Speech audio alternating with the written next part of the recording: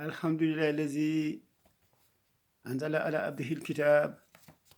ولم يجعل له عوجا والصلاة والسلام على سيدنا ومولانا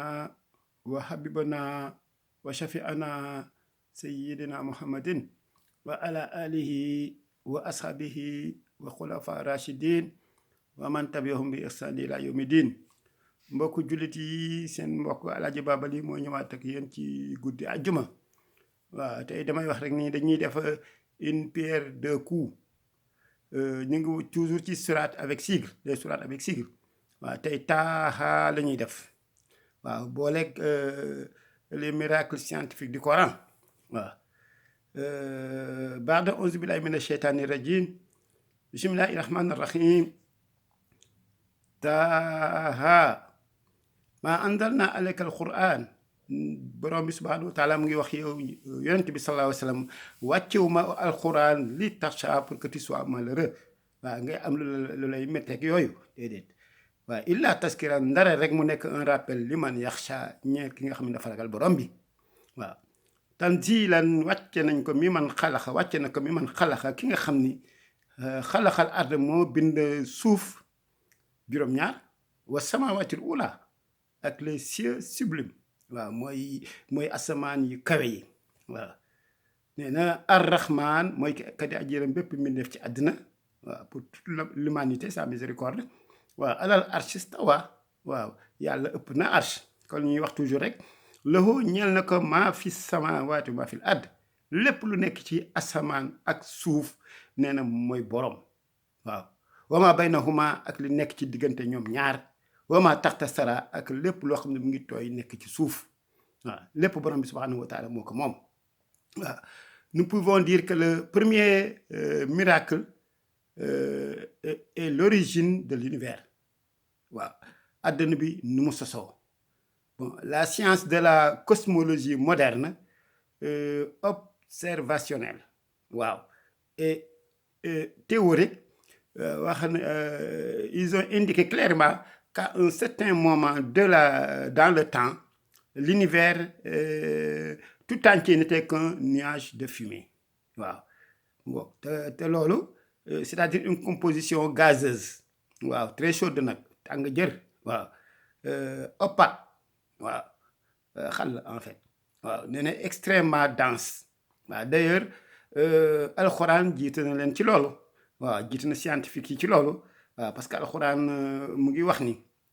summa stawa alal arshi topp moo ëpp arsh boor bi subhanahu wa taala. waaw nee na waxiyata moom nee na duxaanun c'était un bloc waaw un bloc de gaz. waaw duxaanun de fumée. waaw duxaan mooy fumée. waaw faxaala parce que gaz la ñuy wax rek foofu. waaw d'ailleurs nee na fa xaala mu wax leen laxaa ñeel ñoom ñaar. waaw wal arde itiya taw an aw karhan. nee na waaw mu wax suuf dikkal. waaw dikkal ci ñun taw an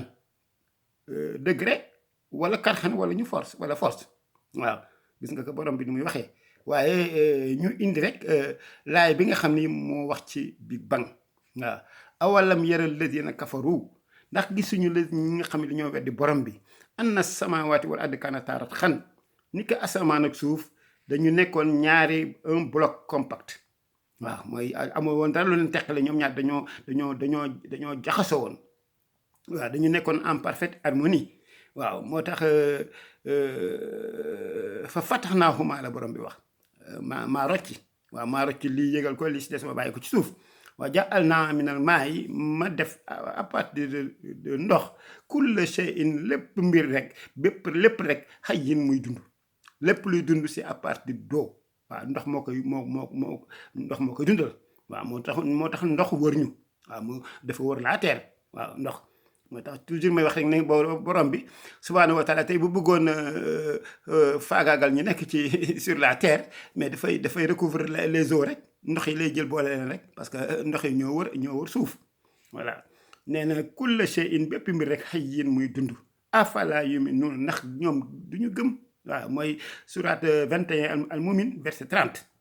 waaw du ñu deñ di wax ni rek laaye boobu saa yi ñu ko jàngee rek bu ñu jàngee alxuraan ba yegsi ci rek sunu waaru day yokk parce que asamaan suuf ñu nekkoon benn bloc bu compact mais loolu dafa lu yéeme la waaw moo tax américains yi Big Bang la ñuy wax mais ñoom dañoo xaw a juum ci définition bi waaw alxuraan mooy li ñu wax nii alxuraan li mu wax noonu loolu moo nekk waaw nekkul une explosion waaw moo tax xam-xam indi na tey nii le ciel et la terre ñu boole ci le soleil la lune les étoiles les galaxies et cetera nee na se sont formés à partir de cette fumée boobu duxaan ba mu ñuy wax noonu yëpp yi ñu tudd nag yëpp ci la ñu formé woo waaw moo tax am na ku ñuy wax Alfred Kroner waaw moom c'est un géologue mondialement reconnu waaw professeur de géologie la et président du département de géologie à l'Institut des sciences de la Terre de l'université Johannes Gutenberg à Mainz en Allemagne waaw mu wax ni quand on sait d'où vient Mohammed sallallahu alayhi wa sallam je crois qu'il est pratiquement impossible qu'il ait pu avoir connaissance des choses comme l'origine de l'univers parce qu'il n'y a que quelques années que les scientifiques l'ont découverte à l'aide d'appareils de pointe très sophistiqués waaw day wax nag ni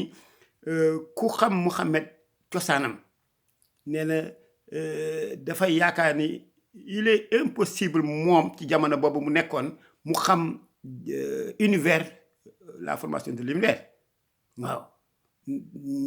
moo tax mu ne parce que yàggul rek le scientifique soog a xam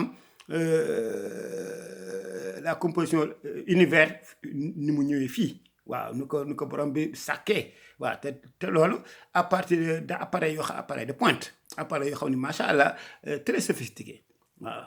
moo wax nañu tamit il y a 14 siècles quelqu'un qui ne connaissait rien à la physique nucléaire waaw ne pouvait à mon avis être en position de découvrir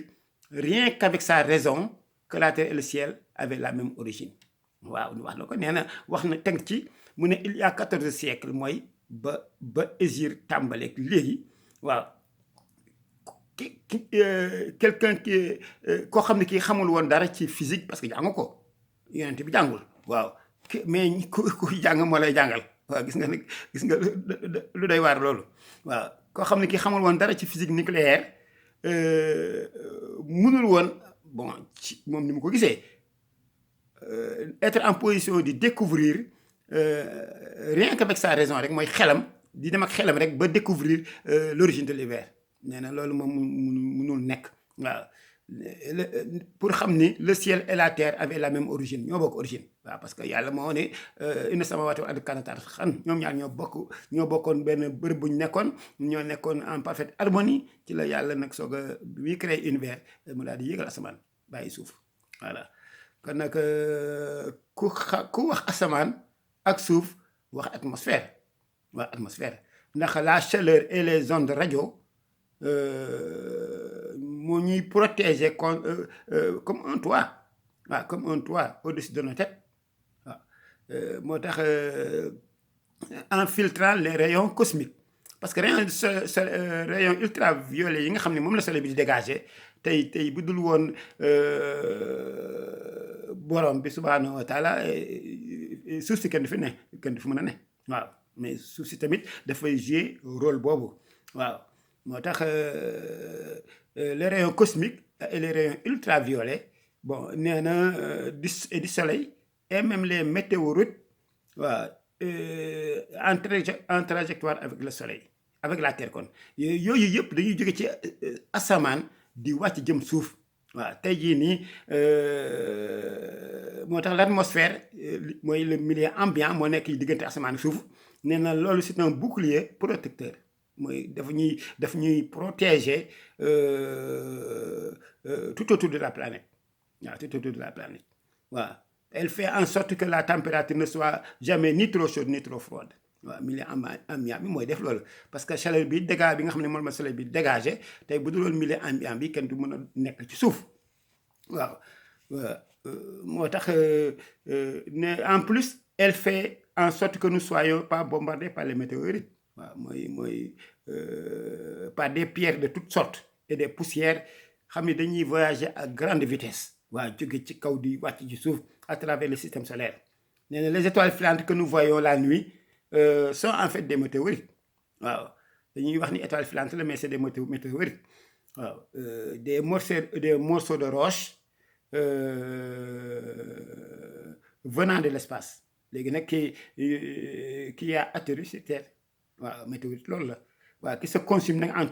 touchant notre atmosphère parce que buy egsi rek à un certain niveau rek dafay consumé wu waaw dafay consumé voilà moom en touchant notre atmosphère à cause de la chaleur excessive qu'il subit waaw mun ñu jeexal te waxuñu sur le développement embryonnaire parce que bokk na si miracle scientifique yi gën a yéeme moo tax lenn si borom xam-xam yi comme Kate Moore waa Perso Jolley Simpson la liste ne saurait être exhaustive waaw mooy bu ñu doon lim kii bi tamit duñ fi jógee waaw nee na ils se sont tous posé la question de savoir comment un habitant du désert du 7e siècle mooy yonent bi sallallahu alayhi wa sallam waaw 7e siècle nee na nan la mën a décrire le asamaan d'abord le développement embryonnaire ak yi ci tegu nee na de façon aussi précise alors que ces faits n'ont été confirmés que récemment par la science yàggul bi muy xam yii nga xam yonent bi wax na ko 1400 ans avant le développement embryonnaire mais yonent bi sallallahu alayhi wa sallam jàngal na ko saaba yi plus de 1400 ans waaw yonent ba mu egsi ci ñun ñi ñu jàng nañ ko xam ko waaw te du scientifique ñoo ñu ko jàngal léegi nag scientifique yi xam nañ ni loolu yonent bi jàngal saaba yi moom mooy dëgg waaw te moo tax ñu ne moom nan la mënee xam loolu nga xam ne ñoom ñu ngi koy soog a xam science ak xam-xam nga koy soog a indi waaw loolu ñoom xam nañ ne daf ko décrire après avoir reçu une révélation waaw dafa am révélation bu jógee ci borom bi subhanahu wa taala ñëw ci moom mu indi ko ci doomu aadama yi waaw moo tax borom bi subhanahu wa taala rek di wax ni rek wa ma yantiqu anil hawa in huwa illa wahyun yuha waaw moom il ne parle jamais à travers sa passion passion taxul du ko tax a wax lu mu wax rek maa ko wax loo voilà kon nag waaw léegi nag ki nga xam ni moo ko révélé kooku moo créé le ciel et la terre waaw loolu moom doomu aadama yi xam-xam nangu na léegi nii yonent bi sallallahu alayhi wa sallam yàlla moo ko doon révélé waaw li xam-xam indi léegi moom indi na ko 1400 ans avant ñoom ñu ngi koy soog a xam à partir d'appareils de pointe très sophistiqués waaw ñu ngi koy soog a xam mais yonent bi jàngal na ko saaba yi jullit ñi ñu ci bari xam nañ ko voilà moo tax ñu indi hadis rek di wax ni xatul mumin nee na rey ab jullit arzamu indallaahi nee na moo gën a màgg ci borom bi subhanahu wa taala min zawali dunia àddina bi xëyoon tey rek tukki xam nga àddina bu tukki moom beneen affaire la mais nee na rey benn jullit moo gën a garaaw loolu waaw moo gën a garaaw àddina bu tukki waa nasaa yi moo ko solo deuxième bi dafay wax shararatun nee na étincelle min sharari jahannama boo xam ne dafa jóge jahannama safara bil mashriqi waaw nee na mu mel ni mu jógee orient la wajada da nga ko fekk xaraha mooy chaleur ba muy dégager waa minal maghribi waaw bil mashriqi waaw de occident minal maghribi ak l'orient waaw nee na chaleur ba muy dégager étincelle boobu rek day jógee jànnama de waaw nee na boo nekkee orient da nga koy yëg wala mu jógee orient dem occident da nga koy yëg mu jógee occident dem orient da nga koy yëg waaw kon nag Mardawiya an Anas moo ko solo الذين يتبعون القول ويتبعون أحسنه أولئك الذين هداهم الله وأولئك هم أولو الألباب البر لا يبلى وذنب لا ينسى والديان لا يموت افعل ما شئت وكما تدين تدان على عاقبة المتقين في أمان الله